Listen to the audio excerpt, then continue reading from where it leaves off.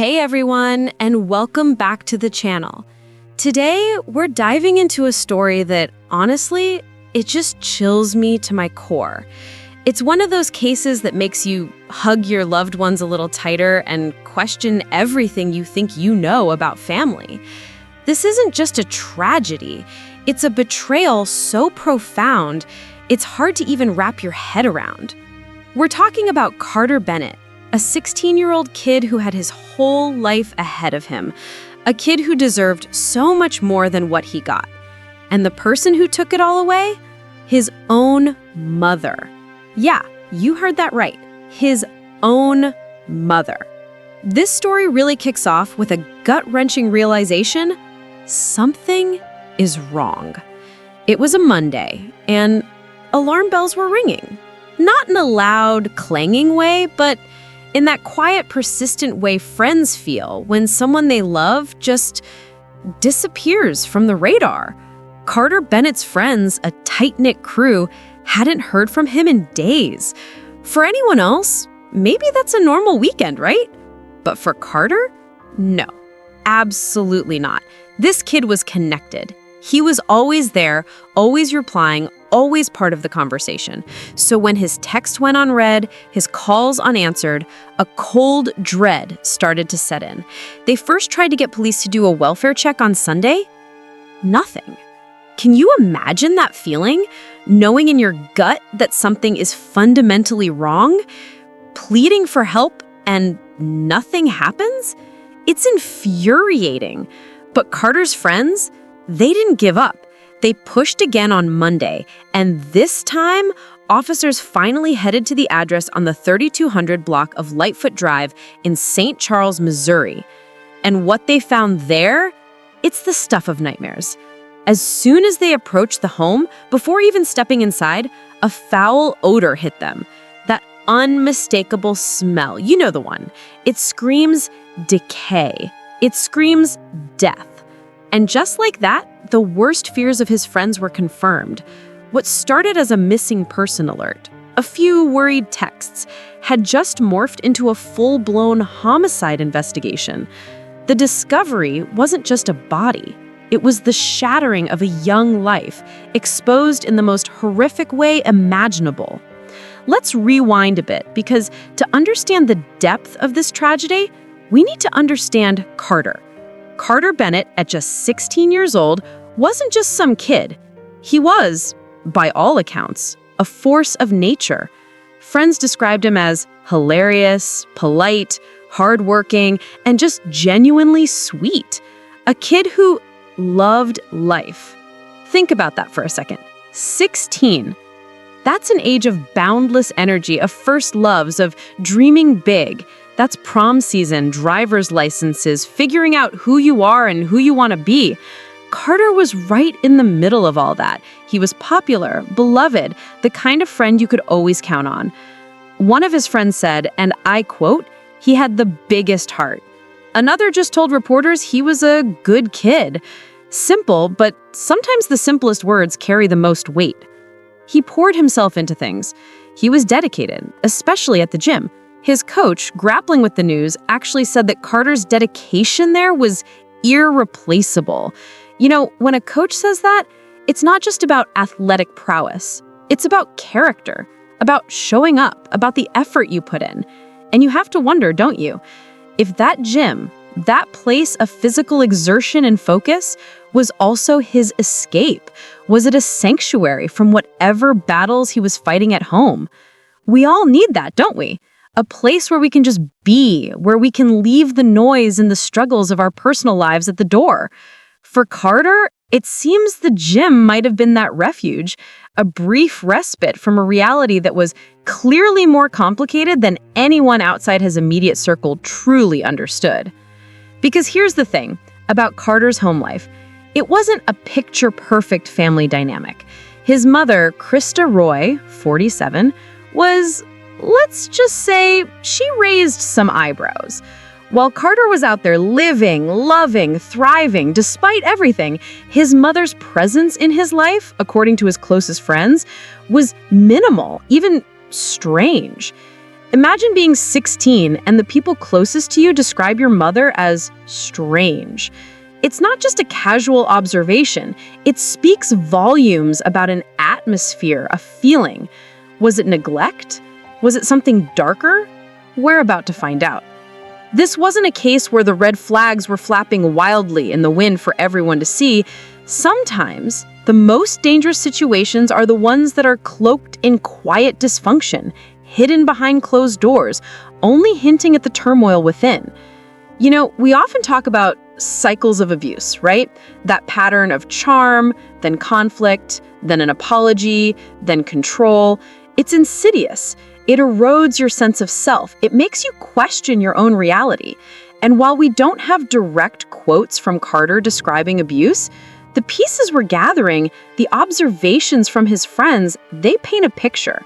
A popular kid, described as sweet and loving, yet his mother is strange and distant. It suggests a potential void, or worse, a subtle manipulation, a quiet emotional vacuum that a child tries desperately to fill or escape from. It makes you wonder how many times Carter tried to bridge that gap, how many times he hoped for a different kind of mother, a mother who saw him, truly saw him, and loved him unconditionally. Instead, it seems he was navigating a landscape where the person who was supposed to protect him above all else was potentially the very source of his deepest pain. It's a tragedy that unfolds quietly, day by day, until one day it erupts. The timeline of what happened that weekend is chilling. This wasn't a sudden outburst of rage. This, according to investigators, was calculated. It was planned. We know Carter was last seen by his friends around 2 a.m. on a Saturday morning. They dropped him off, probably said their goodbyes. "See you later, man." Little did they know, those would be their last words to him. What happened next, according to Krista Roy's own confession to detectives, is where this story takes an even darker turn. Imagine Carter living his life, hanging out with friends, probably unaware of the storm gathering over him. While he was making memories, his mother was allegedly making a plan to end his. It's almost impossible to reconcile the two parallel realities existing simultaneously. The innocent joy of a teenager and the cold, calculated intent of a parent. This is the kind of detail that makes your blood run cold. It transforms the tragedy from a simple bad thing happened to a monstrous act was conceived and executed. So, the weapon is retrieved, the plan is set, the stage is tragically, silently prepared. According to her own words, Krista Roy waited until Carter was asleep in his bed on that fateful Saturday morning. He was vulnerable, defenseless, dreaming whatever dreams 16-year-olds dream. Maybe about the girl he was dating, or his next trip with his friends, or hitting a new personal best at the gym.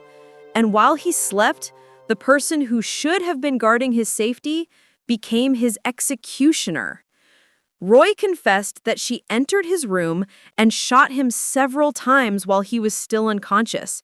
Can you even process that level of intimacy, that deep violation of trust? A parent standing over their sleeping child, pulling a trigger. It's incomprehensible. It's a total breakdown of the natural order of the world. But the horror doesn't end there.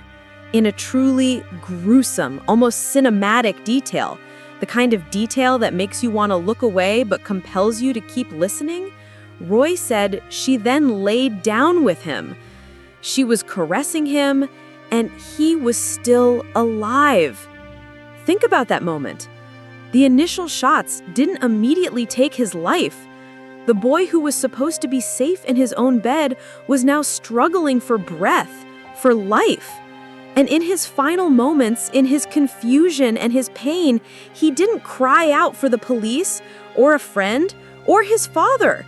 He cried out for the one person who he instinctively believed could help him, the one person whose presence had always defined his existence. He called out his mother's name over and over. "Mommy, Mommy!" Joseph McCullough, the prosecuting attorney, confirmed this utterly devastating detail from the court filings. Roy was right there, caressing him, listening to the desperate, dying pleas of her son. The boy who had been described as so full of life, so loving, was spending his last precious seconds begging the person who wounded him to save him. And what did she do? Did the sound of that word, "Mommy," snap her out of it? Did the raw human connection break the spell of her dark intentions? No. She didn't call an ambulance. She didn't seek help. She just existed in that house with her dead son. It wasn't until Monday that the other shoe dropped, so to speak. Roy was reportedly taken to a local hospital. She had allegedly attempted suicide, either by taking numerous pills or inflicting wounds on her own arms. It was only then, while she was being treated, that police truly connected the dots, realizing the mother of the missing boy was now hospitalized. After her release from the hospital, detectives brought Krista Roy in for questioning. This is a common tactic, right? Catch them when they're emotionally and physically drained. And it worked. The confession, the details of the shooting, the caressing, the mommy cries, the stabbing, it all spilled out. The truth, as devastating as it was finally laid bare. The search warrants confirmed the confession. The suspected Bursa .380 pistol was recovered from her ex-husband's house. The bloody kitchen knife was right there on the bed. The evidence was overwhelming, and the case moved swiftly from discovery to charges.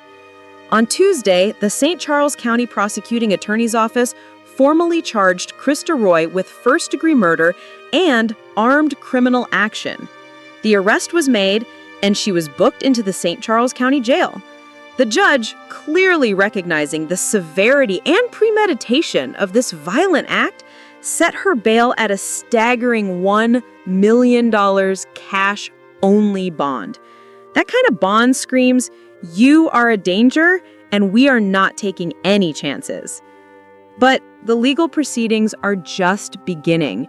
In a necessary step, a judge has already ordered a confidential clinical psychologist to evaluate Roy, looking for any mental health factors that might shed light on this horrific crime. Does a diagnosis explain away the evil? No, but the court needs to understand the mind of a person who is capable of such profound cruelty. Meanwhile, outside the cold walls of the courtroom, outside the foul-smelling home on Lightfoot Drive, life is trying to find a way to honor Carter. Down the street, friends and neighbors have created a growing memorial. Flowers, candles, notes, all the things we do when words fail us. One friend, whose daughter was dating Carter and whose stepson was his best friend, spoke with tears in her eyes, saying, "He was like a son to me." She said he was so responsible that they knew something was wrong immediately when he didn't show up for work that Saturday morning. He was hilarious. He made everybody laugh. He was polite. He was hardworking. He didn't deserve it at all. And that's the final, heartbreaking fact. Carter Bennett, a 16-year-old kid with endless potential, was murdered by the person who gave him life. He was failed by the system that couldn't respond fast enough to his friends' pleas. And in his final moments, he reached out for the only thing he knew, his mommy, and found only betrayal. This case isn't just about the darkness of a single individual. It's about the resilience of a 16-year-old who, despite whatever darkness he faced at home, still went out and was a shining light to everyone else. He was a good friend, a dedicated worker, a strong athlete. He was loved. And that, everyone, is the truth of the Carter Bennett story. I want to know what you think. What does a crime like this do to your faith in humanity? How can a child be so isolated that his friends are the only ones who ring the alarm bell? Let me know in the comments below. If you found this deep dive meaningful, please hit that like button. It truly helps the channel. And if you're new here and want to follow more deep investigative true crime stories like this, hit subscribe and ring that bell. Most importantly, share this video. Share Carter's story. Let's make sure the world remembers the incredible light that was Carter Bennett and not just the shadows that consumed his final moments.